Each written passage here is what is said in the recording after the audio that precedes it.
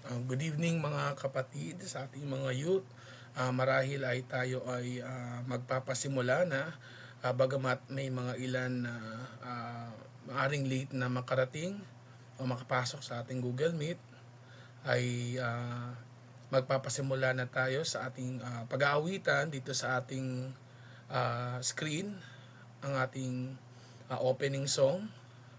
Awitin natin sa ating mga kanya-kanyang mga tahanan ngayon, palasyo sa kaitaasan.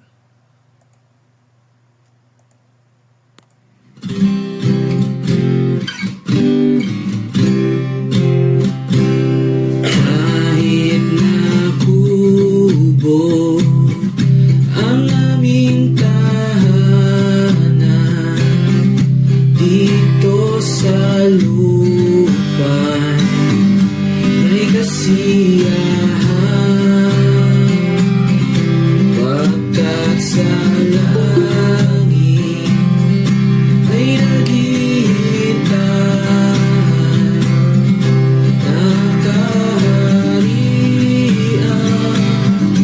ditong landas. Ako'y may bahay na di masisira doon sa langit na walang hanggan. Wala nang hapis at laging sariwa sa piling ng Diyos na mayaman. Kahit sa buhay na ito'y mahirap, ang kaulayaw ay usad sa saklang.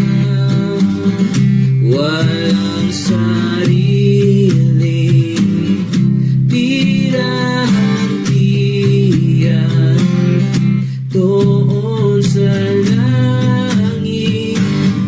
Ako'y may lahat, ako'y may bahay na di masisira doon sa langit na walang hanggan. Wala nang hapis at laging sariwa sa piling ng Diyos na mayaman.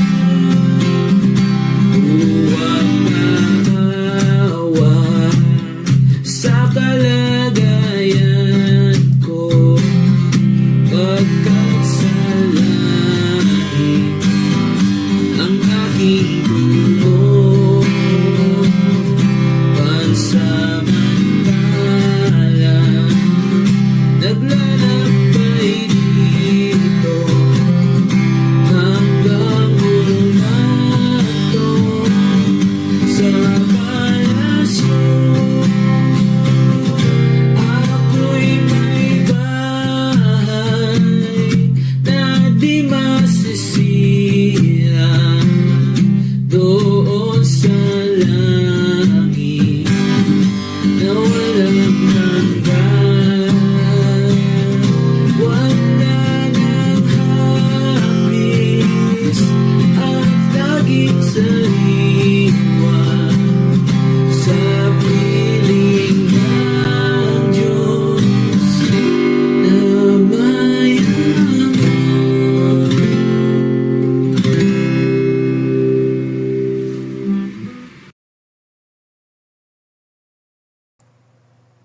Purihin ng Diyos sa ating inawit, at ngayon sa ating pagsisimula tayo ay mananalangin, humingi ng patnubay sa Diyos. Let us pray. Naka-off po ang microphone, Brother Norman. Muli ay sa ating pagsisimula, maraming salamat Brother Anthony. Tayo muna ay mananalangin, humingi ng patnubay sa Diyos. Let us pray. Ama naming Diyos na banal, dakila at makapangyarihan po sa lahat. Lubos ka po naming pinupuri at pinasasalamatan po sa napakabiyaya po na gabi na inyo pong pinagkaloob po sa amin. Maraming salamat po sapagkat ito po ay biyaya po na amin pong tinuturing, sapagkat malaya po namin po na napapag-aralan po inyo pong mga salita. At patuloy, ang dalangin po namin ay pangunahan niyo po kami, lalo tigit po ang inyo pong anak na gagamitin na maghahayag po ng inyo pong mga salita. Pakapuspusin niyo po siya ng inyo pong banal na espiritu at bigyan po ng karunungan po na nagmumula po sa inyo pang mahayag po inyo pong mga salita nang naayon po sa inyo pong kalooban. Patnubayan niyo din po ang bawat isa po sa amin po mga kanya-kanyang mga tirahan sa oras po na ito. At patuloy nawa ay bigyan niyo po kami ng katahimikan po sa amin pong paligid at ganoon din po magandang internet connection upang wala pong maging hadlang sa pakikinig po ng inyong mga salita. Ingatan niyo rin po at patnubayan ang ilan pong mga kabataan po na hindi po namin nakapiling po sa oras po na ito sa pag-aaral po ng inyong mga salita. Nawa sa mga susunod po mga pagkakataon po ay makasama po namin sila sa napakahalagang gawain po nito ng pag-aaral po ng inyong mga salita. Sa inyo po namin lubos na pinagkakatiwala ang buong oras po na ito, Ama, at ang lahat pong ito ay aming pong sinasamo, dinadalangin sa tanging pangalan lamang po ng ipong bugtong na anak na si Kristo Jesus. Amen. Again, good evening po sa atin pong lahat, maging sa ating mga tagapakinig sa atin pong FB Live. At ngayon, ay dahil ito ay isang pag-aaral, kung maaari ay atin nang ihanda ang ating mga puso at kaisipan, maging ang ating mga notes upang maisulat natin ang mga mapapag-aralan po natin sa gabi pong ito. At akin na pong ibibigay sa ating pong tagapagturo, si Brother Glenn Anthony Agarao. Ayan, maraming salamat po, Brother Norman, at isang mapagpalang gabi sa bawat isa sa atin, mga kapatid. At kagaya po ng nasabi ng ating kapatid, tayo po ay magpapatuloy sa ating pong pinag-aaralan sa Sunday School. Walang iba po kundi ang Holy Spirit.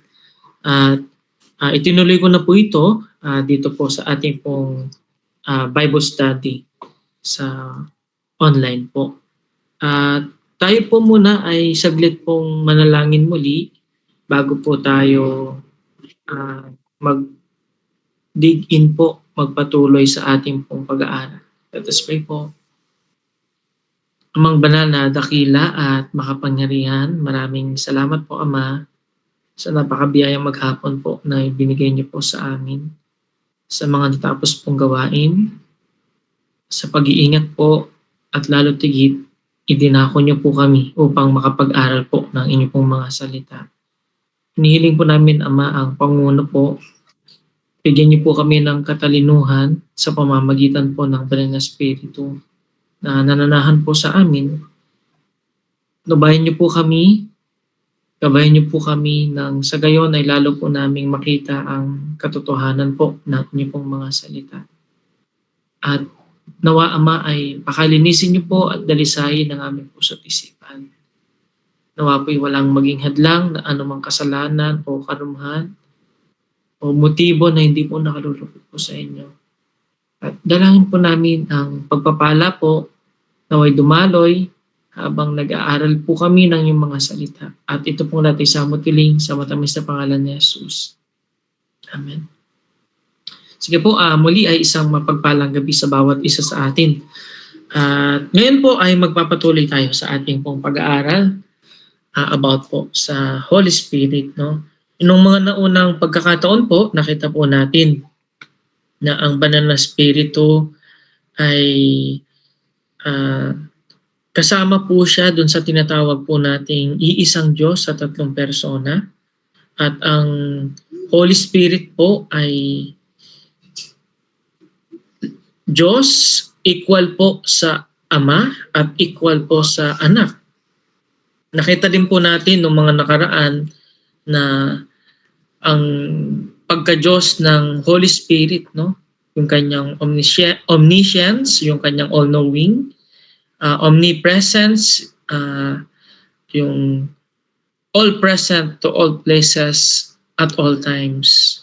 Yung kanyang omnipotence, yung kanya pong all-powerful, dahil siya po ay engaged or kabahagi po sa creation. At ganoon din po yung kanya pong eternity, no? Na siya po ay walang pinagmulan at wala pong katapusan. Mga katangian na ang Diyos lamang po ang nagtataglay. At dito po, nung nakaraang Saturday, nakita rin po natin ang banal na spirito bilang distinct person, no? Bagamat tayo po ay naniniwala, ang Biblia po ay nagtuturo na ang Diyos ay iisa lamang. No? There's only one God. At ang Diyos po na iisang yon ay nasa 3 persona. At ang 3 persona po yon ay 3 distinct person.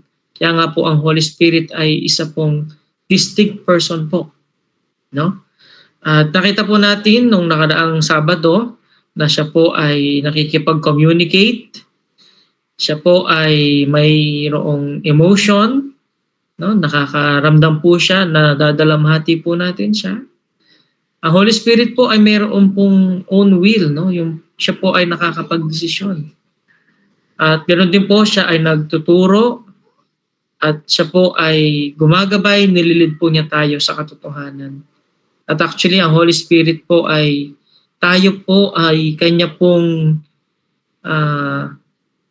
inililid sa ating Panginoong Hesus. Ibig pong sabihin, ang banal na spirito, ang gusto po niya ay ma-focus po natin ang ating pong buong pananampalataya, maging ang ating pong puso't isipan sa anak ng Diyos, walang iba kundi ang ating pong Panginoong Hesukristo. At sa gabi pong ito, titignan naman po natin yung pong the indwelling of the Holy Spirit, ang pananahan ng banal na Espiritu. Okay po. Una po, kung titignan po natin, sa Old Testament o sa Matandang Tipan, ang banal na Espiritu po ay, sabi po natin, tumatahan po siya sa certain persons.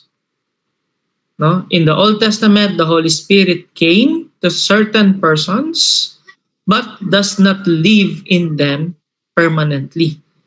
Po, ang banal na Espiritu po ay tumatahan, sumasa mga sabihin po nating Old Testament saints ng panahon pong yon, pero hindi po permanent po siyang nananahan, umaalis din po siya. Ito po yung dispensation po, no? Sa panahon pong yon. Kasi makikita po natin na kapag ang isa pong sabihin po nating Old Testament saint ay nagkasala, ay maaari pong umalis ang banal na spirito. Actually, yan po yung prayer ni King David, no? Kilala po natin si King David nung after po na siya ay magkasala at siya po ay napagkilala niya ang kanyang kasalanan sa pamamagitan po ni Propeta Nathan. Ito po yung prayer po niya sa Psalms chapter 51. Gusto ko pong basahin po natin. May kinalaman po sa ating pinag-aaralan. Psalms 51.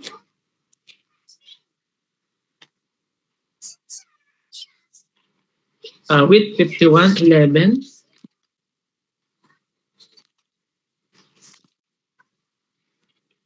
Okay, kung atin na pong nakita, babasahin ko po. Sabi po sa King James, ito po yung prayer ni King David after po niyang magkasala. No? At actually, yung kasalanan po niya kay Batseba at sa asawa po nito na si Urias. Verse 11, sabi po. Siguro basahin ko na po itong mga naunang mga talata. Verse 9, ikubli mo ang iyong mukha sa aking mga kasalanan at pawiin mo ang aking lahat ng mga kasama. Ito po yung prayer po niya, no? Na nagsisisi at humihingi ng tawad sa Diyos. Pero dito, tingnan po natin ito pong verse 10. Likhaan mo ako ng isang malinis na puso, O Diyos, at magbago ka ng isang matuwid na espiritu sa loob ko. Verse 11, huwag mo akong paalisin sa iyong harapan at huwag mong bawiin ang iyong santong espiritu sa akin. No, dito po malinaw na prayer ni King David, bukod sa nung napagkilala niya ang kanyang kasalanan, nagsisi po siya. Ang prayer po niya, sabi niya, wag mong bawiin ang iyong espiritu, sabi niya, sa akin. No? Dahil ang Holy Spirit po ay tumatahan sa panahon po yun, sa matandang tipan, pero hindi po permanente. No, kaya nga kung permanent po ito, hindi na sana mag-pray si King David na wag bawiin ng Diyos ang kanyang espiritu. Kasi po, sa matandang tipan, ang Holy Spirit po ay umaalis. Hindi po siya permanently tumatahan. Pero, tignan po natin, sa panahon po natin ngayon, dahil po sa ginawang pag-aalay ng ating Panginoong Yesus, nang siya po ay namatay doon sa krus po ng Kalbaryo, nang siya po ay ilibing at muling mabuhay sa ikatlong araw, ang bawat sumasampalataya po sa Kanya, sa ating Panginoon, ay ang banal na espiritu ay nananahan ng permanente. No? Siguro may mga talata po tayo mga babasahin. John chapter 7 verse 39. Ito po yung kalagayan din sa Old Testament. Gusto ko pumasa. O bago po ang pag-aalay ng ating Panginoong Sus. John 7:39. Ang sabi po, ngunit ito'y sinalita niya tungkol sa Espiritu na tatanggapin ng mga magsisisampalataya sa Kanya. Siguro gusto ko pong basahin yung mga naunang talata po. Ha? Ang sabi po niya, verse 37, ng huling araw nga, na dakilang araw ng kapistahan, si Jesus ay tumayo at sumigaw na nagsasabi, kung ang sino mang tao'y nauuhaw, ay pumarito siya sa akin at uminom. Ang sumasampalataya sa akin, gaya ng sinasabi ng kasulatan, ay mula sa loob niya ay aagos ang mga ilog ng tubig na buhay. Ngunit ito'y sinalita niya tungkol sa Espiritu na tatanggapin ng mga magsisisampalataya sa Kanya, sapagkat hindi pa ipinagkakalob ang Espiritu, sapagkat si Jesus ay hindi pa niluluwalhati. Ayan, no? Dito po malinaw sa talatang ating binasa na ang Panginoon, yung tinutukoy po niyang lumapit sa Kanya at uminom ng tubig na ipinagkakaloob po niya, walang iba ang tinutukoy po niya dito ang Holy Spirit. No? Kasi dito sa chapter 39 ang sabi po, sapagkat hindi pa ipinagkakaloob ang Espiritu, sapagkat si Jesus ay hindi pa niluluwalhati. Ano po yung tinutukoy dito na si Jesus ay hindi pa niluluwalhati? Ang ibig pong sabihin nito, ang ating Panginoon ay hindi pa niya naialay at that moment ang kanyang sarili. Pero, nung kanya pong inialay na ang kanya pong buhay, nung siya po ay namatay doon sa krus, inilibing po at muling nabuhay, dito po mababasa po natin na ipinangako po niya ang banal na espiritu. No? Actually, ito po yung kanya pong sinabi sa Acts chapter 1 verse 4 and 5. Na sinabi niya sa mga unang alagad na kanilang hintayin. Gawa chapter 1 4 and 5 po.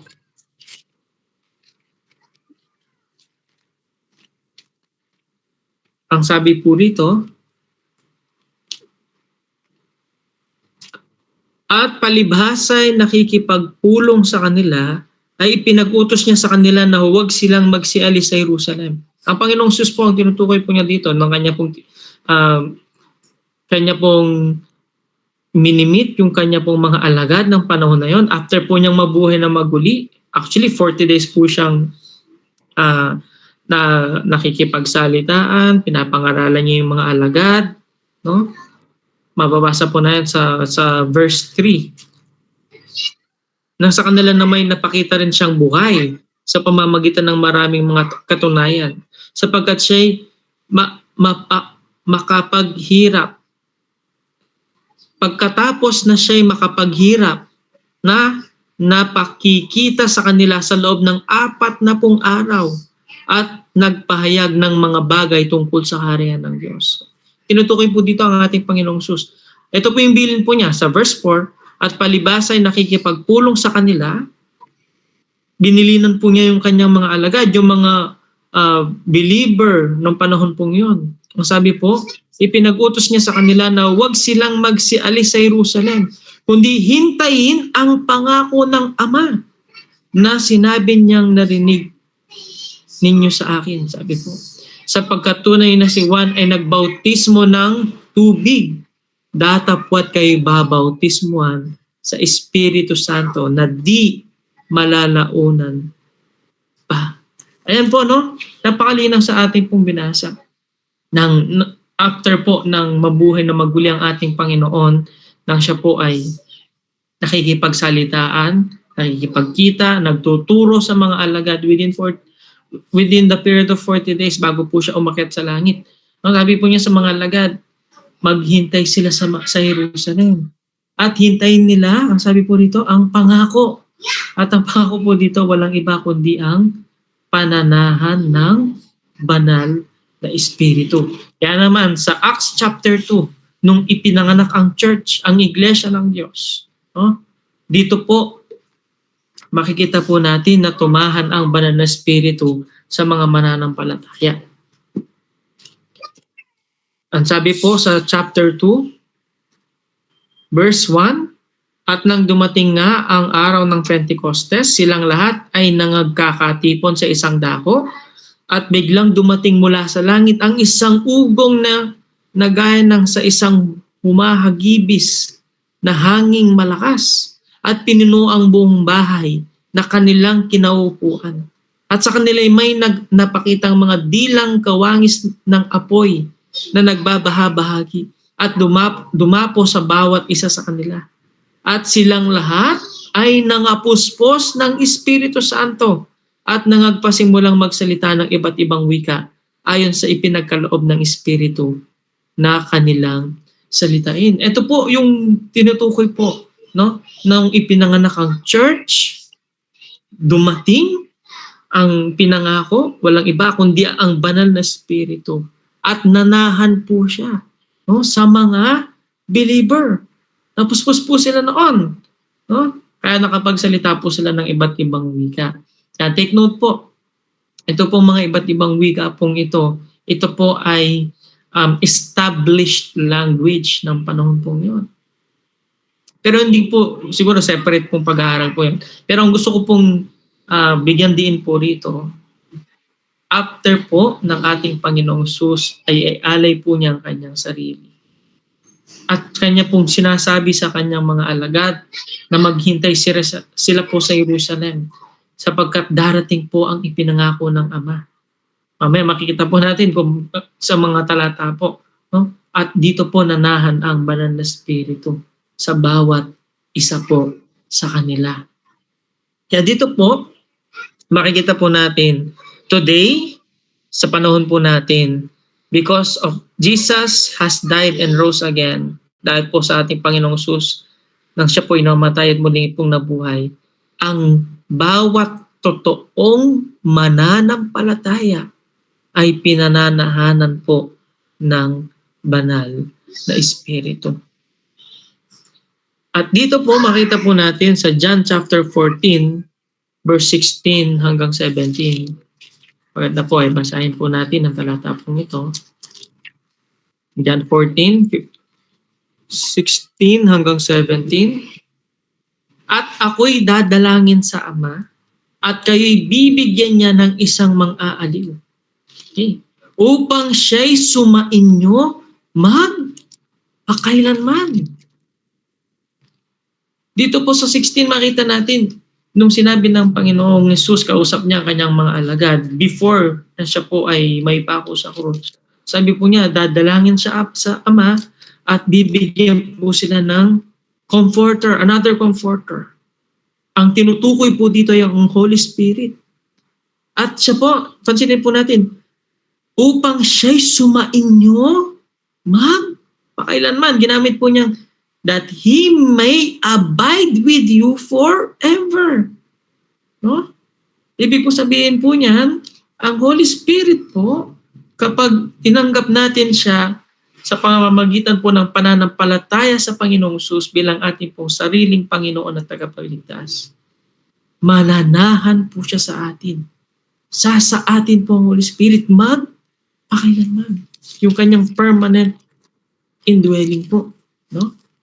Verse 17, sa makatuwid bagay ang Espiritu ng katotohanan na hindi matatanggap ng sanlibutan sapagkat hindi nito siya nakikita ni nakikilala man. Siya'y nakikilala ninyo sapagkat siya'y tumatahan sa inyo at sa inyo. Kaya dito po makikita po natin, napakalinaw po na sinabi ng ating Panginoong Jesus, sa pananahan po ng banal na Espiritu sa bawat mananampalataya, ito po ay permanent, no? Forever. Ito po ay throughout eternity. Next po, ang sabi din po sa Galatians chapter 4 verse 6. Galatians chapter 4 verse 6, ang sabi po rito,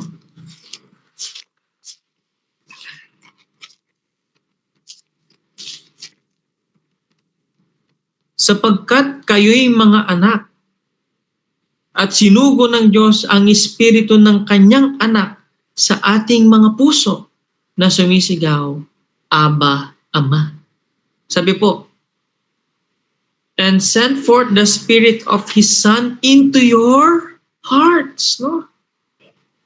Ang banal na Espiritu ay nananahan siya sa ating mga puso. At gayon din po ang sabi sa 1 Corinthians chapter 6 verse 19. 1 Corinthians chapter 6 verse 19. Ang sabi po, o hindi ba ninyo nalalaman na ang inyong katawan ay templo ng Espiritu Santo na nasa inyo, na tinanggap ninyo sa Diyos, at hindi kayo sa inyong sarili. Sabi po dito, we became temples of God. No? Ang Holy Spirit ay nananahan sa atin, sa ating mga puso. At tayo ang naging buhay na templo ng Diyos ngayon. Ang Holy Spirit nananahan po siya sa atin. Tumatahan po siya sa atin. No? At makikita natin, ito po ay permanent. Ito po ay permanente. Kailanman ito po ay hindi nababawiin ng Diyos sa atin. Siguro gusto ko pong basahin po. No, ito pong 2 Corinthians chapter 1. Ikalawang Korinto chapter 1.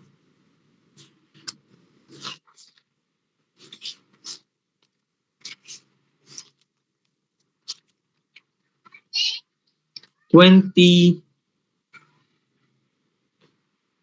21 hanggang 22 po. 1 Corinthians 1, 21, 22. Ngayon siya na ang nagpapatibay sa amin na kasama ninyo kay Kristo at nagpahid sa atin ay ang Diyos. Yung pong sinabi po niya, and had anointed us is God. No? Kaya nga po yung anointing sa Old Testament, yung pong pagpapahid ng langis, ang tinutukoy po nito ang Holy Spirit. At ganito po tayo sa panahon po natin ngayon. Sabi po niya sa verse 22, datapwat ang Diyos ang tinatawag kong maging saksi. Verse 22, na siyang nagtatak naman sa atin at nagbigay ng patotoo ng Espiritu sa ating mga puso. No? Yung pong sealed us Sa pamamagitan ng banal na Espiritu, tinatakan po tayo ng Diyos. Sealed us. No, ibig ka pong sabihin kasi ng sealed, ibig pong sabihin kasi niyan is ownership. Na ang bawat mananampalataya, yung totoong tumanggap po sa Panginoong Hesus, sumampalataya po sa Panginoong Hesus, ay tinatakan ng Diyos. Tinatakan po ng Diyos sa pamamagitan po ng banal na Espiritu. Na ibig pong sabihin, you are in possession na ng Diyos. Na tayo pag-aari na ng Diyos. No? We belong to God. At ang sabi po niya dito, na siya pong, ginamit po niya yung word na earnest of the Spirit in our hearts. Sa Tagalog, ginamit po niya yung na siyang patotoo. No? Actually, yung earnest, ibig pong sabihin po nito, ito po yung, kumbaga sa transaction, no? Ginagamit po ito ng mga businesses. Alam niyo po yan kapag may order po tayo, yung deposit. No? Parang ganun po. Ibig pong sabihin po niyan, na yung ating kaligtasan sa pananahan ng banal na Espiritu, lalo pa niyang pinagtitibay na tayo po ay ligtas magpakailanman. Yung assurance at eternal security po natin. Ganyan din po yung kanyang sinabi. Ephesians chapter 1 verse 13. Ephesians 1:13.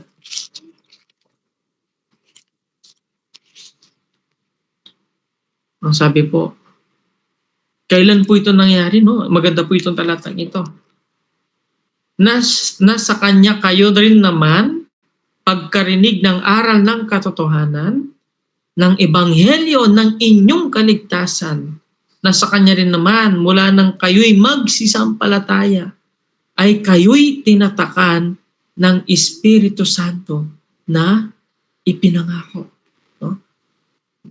Dito po makikita po natin, kailan po ito mangyayari sa isang tao? Sinagot po ng talatang ito, sabi po, after nating marinig ang katotohanan, after nating marinig ang ebanghelyo. Siguro inisip natin, ano po ba ang ebanghelyo? No?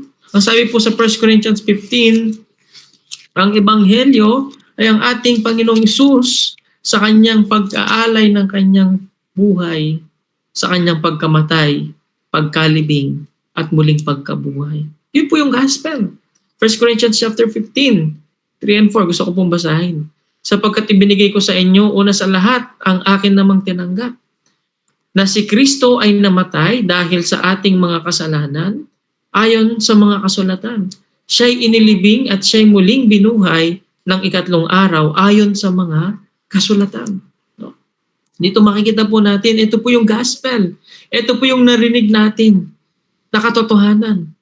At after nating marinig, ang sabi po niya, sabi po dito sa talatang ating binabasa po, Ephesians 1:13, na sa kanya rin naman, mula nang kayo'y magsisampalataya. Kaya nung ating pong narinig ang mabuting balita, at tayo po'y nagdesisyon na sumampalataya sa Panginoong Hesus bilang ating pong Panginoon at sariling tagapagligtas.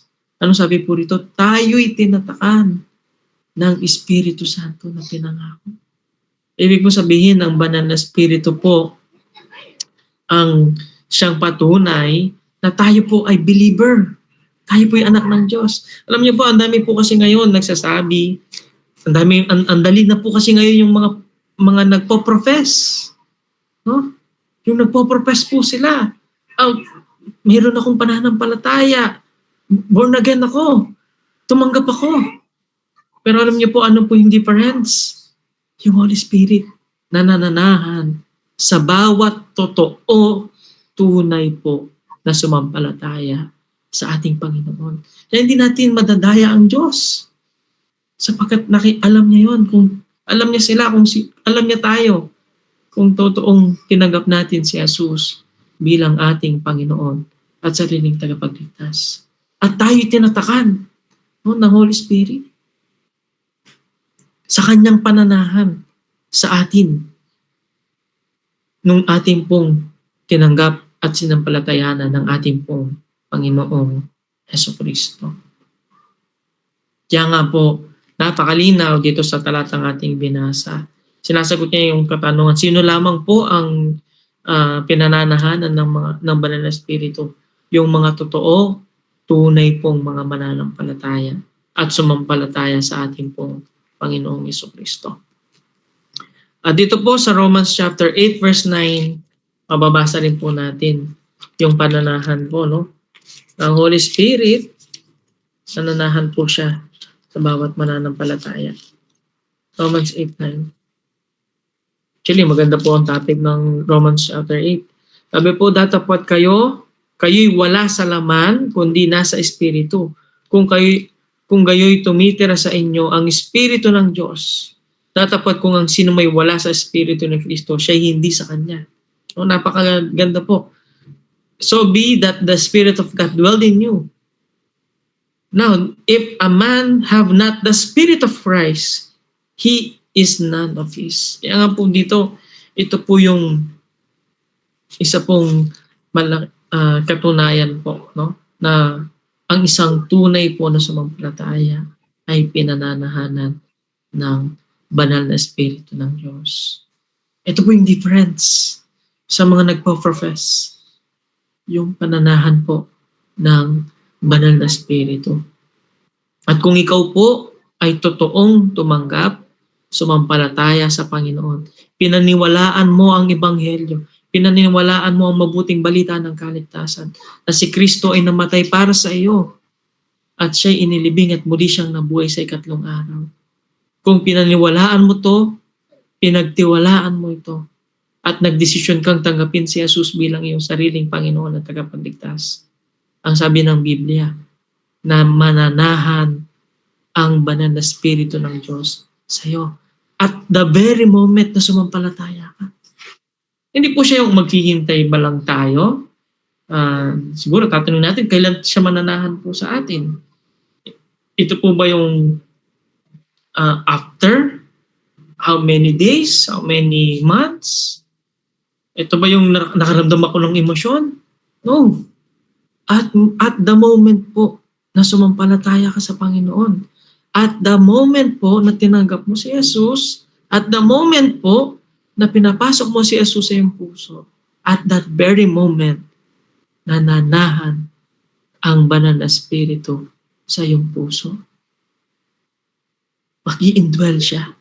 Yan nga po yung indwelling of the Holy Spirit. Ito po yung moment po nung tinanggap natin ang ating Panginoong Jesus bilang ating Panginoon at sariling tagapagligtas. At makikita po natin dito, no? Kasi ang katanungan, Brother Anthony, what if po kung nagkamali ako, nagkasala ako? Ang sagot po, hindi na kailanman aalis ang banal na Espiritu sa iyo.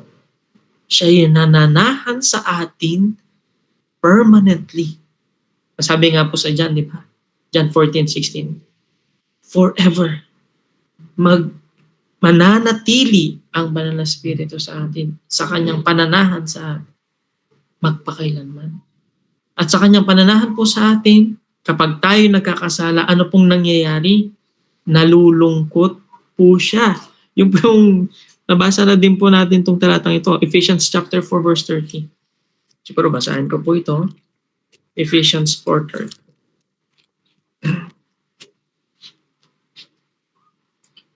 Kaya nga ito po yung sabi po ni Apostle Pablo. At huwag ninyong pighatiin ang Espiritu Santo ng Diyos na sa Kanya kayo'y tinatakan hanggang sa kaarawan ng pagkatubos. Sealed unto the day of redemption. Sabi niya, and grieve not the Holy Spirit. Siguro ang tanong po, kailan po napipighati natin ang banal na Espiritong nananahan po sa atin? Kapag tayo po ay nagkakasala. Kapag tayo po ay nagkakamali, tayo po ay nakakagawa ng bagay na hindi nakalulugod sa Diyos.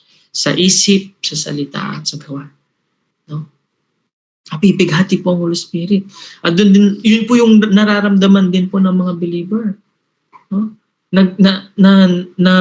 Nararamdaman po natin yon sa ating espiritu.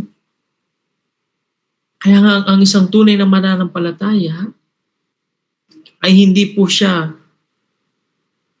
kailanman pong masisiyahan ng lubusan sa kasalanan. Paanig sa una, tayo nasiyahan, pero mararamdaman natin yung lungkot sapagkat ang banal na Espiritu po ang nananahan po sa atin. Siya po'y napipighati kapag tayo po ay nagkakasala. At bagamat siya napipighati, hindi po siya aalis. No? Permanent po siyang nasa atin. Ano pong nangyayari po nun? Yung pong ating pong fellowship sa Diyos, yung po yung naaapektuhan. Kaya nga po, ano pong binigay po ng Diyos? 1 John chapter 1 verse 9, ang sabi po doon, if we confess our sins, He is faithful and just to forgive us our sins and to cleanse us in all unrighteousness. Yung pong pagsisisi, paghingi ng tawad, pag-amin ng ating mga kasalanan sa harapan ng Diyos. Ito po yung solusyon sa mga kasalanan. Kaya nga po dito, nakita po natin sa ating pong maikling pag-aaral ang pananahan ng banal na Espiritu. Siguro, sinagot po nito yung katanungan, sino po ang pinananahanan ng banal na Espiritu? Yun lamang pong mga sumampalataya sa Ebanghelyo. Ibig sabihin, sumampalataya po sa ating Panginoong Hesus bilang Panginoon at sariling tagapagligtas. Kailan po mangyayari yung indwelling ng Holy Spirit? At the very moment po ng pagsampalataya ng isang tao. Ang Holy Spirit po ba ay umaalis sa panahon po natin? Hindi po. Permanent na po siyang nananahan sa bawat mananampalataya. Sapagkat ang banal na Espiritu, siya po ang pinakatatak ng Diyos sa bawat totoong mananampalataya. At dito po, nakita rin po natin na napakaganda, huwag nating bighatiin ng banal na Espiritu. Ibig sabihin, yung mga kasalanan, mga kahinaan at pagkukulang. Ang solusyon po niyan ay ang ating pong paghingi ng kapatawaran sa ating pong mga kasalanan. Although may mga susunod po sana pag-aaral po, yung pong the feeling of the Holy Spirit at the power of the Holy Spirit. Actually, kung titignan po natin, sa panahon po natin ngayon, may mga grupo po kasi, meron po silang awitin, no? Ang sabi ng awitin nila, come Holy Spirit. Actually, mali po yun. Maling-mali po yun. Bakit?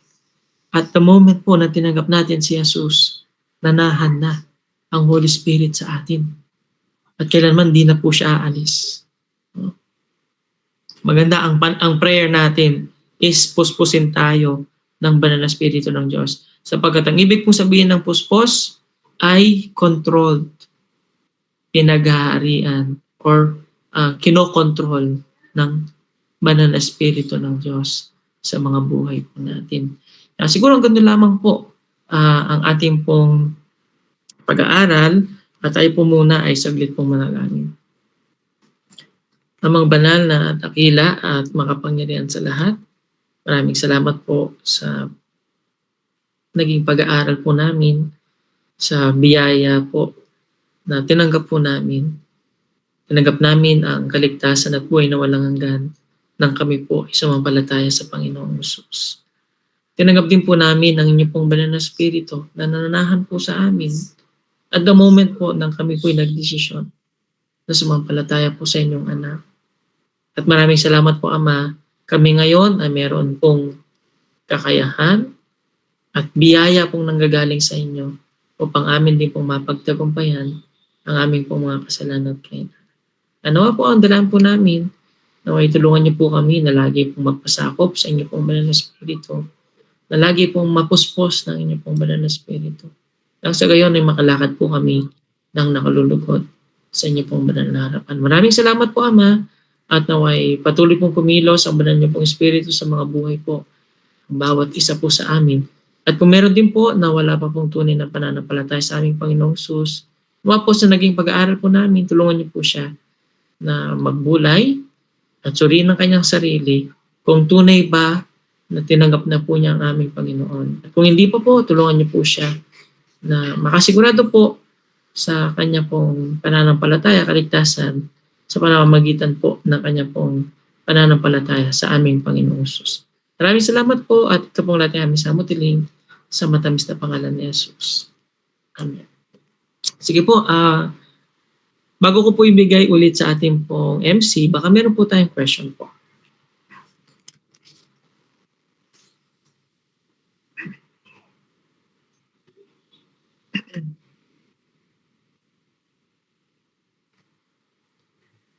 Okay, meron po ba tayong question?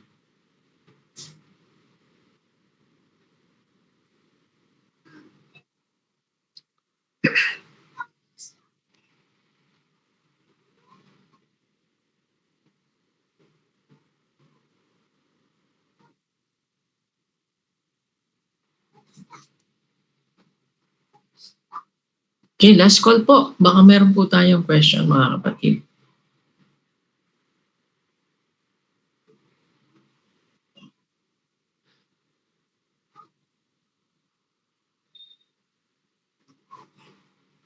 Okay, sige po. Siguro ang silence po ay naging malinaw po yung ating pag-aaral. At patuloy po nating ipanalangin po ang bawat isa. At siguro konting reminder lang po sa mga kapatid natin dito po sa Florida.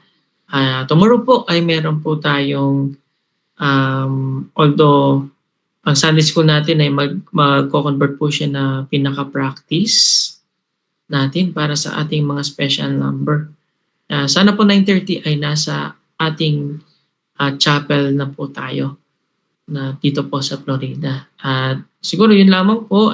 Good evening and God bless po sa bawat isa.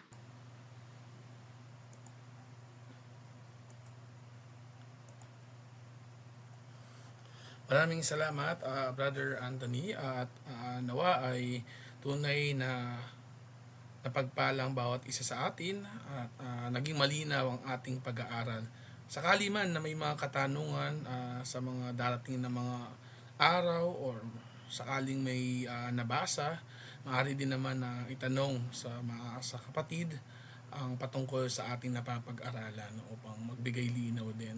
At maraming salamat sa Panginoon sa patnubay niya sa ating ding naging pag-aaral. At sa ating pagtatapos ay hilingin natin kay Brother Daniel ng Valenzuela ang ating closing prayer. Mga kapatid, tayo po'y manalangin. Panginoong Diyos na Ama na may gawa ng langit supa. Kami po ay nagpapasalamat sa gabi ito at nakapakinig po kami ng iyong mga salita. Salamat po sa kapatid na naghayag ng iyong mga salita.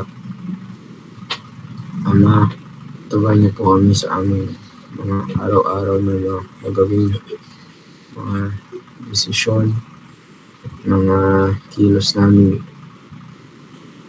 Ama, humihingi po kami ng tawad sa mga kasalanan na ginagawa namin. At Ama, gabayan niyo pong mga kapatid na nagbibigay ay tuturo ng inyong salita sa araw-araw. Alagaan mo po sila at gabayan. Salamat po sa maayos na internet sa gabing ito at sa binigay mo katalinawan sa amin habang nakikinig ng mga salita. Ito po ang aming sama at bilangin sa makapangyarihang pangalan ng iyong bugtong na anak si Jesus. Amen.